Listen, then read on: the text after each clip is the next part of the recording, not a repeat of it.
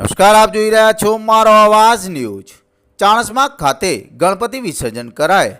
ગુંદાળા દેવ વિઘ્નહર્તા શ્રી ગજાનંદ ગણપતિ ભગવાનને ચાણસ્મા ખાતે ભાદરવા સુદ ચોથના દિવસે મૂર્તિની ચલિત પ્રતિષ્ઠા કરી આજે અનંત ચૌદશના દિવસે ગણપતિ દાદાની મૂર્તિનું વિસર્જન કરવામાં આવ્યું હતું। ધર્મપ્રેમી ચાણસ્મા નગરીમાં 37 વર્ષથી ગણપતિ મહોત્સવ ઉજવાય છે।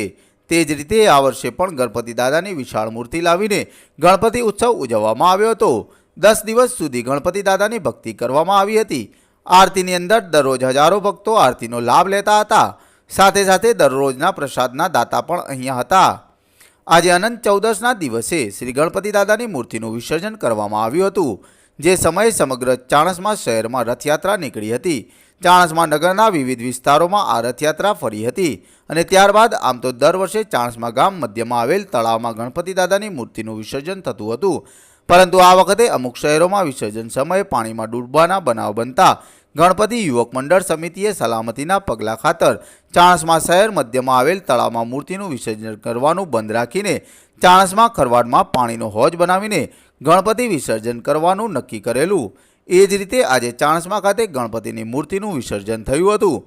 આજના સમગ્ર સંચાલનમાં ગણપતિ યુવક મંડળ દ્વારા કરવામાં આવ્યું હતું। કોઈપણ જાતનો અનિચ્છનીય બનાવ ના બને તે માટે ચાણસ્મા પોલીસ પણ સક્રિય રહી હતી।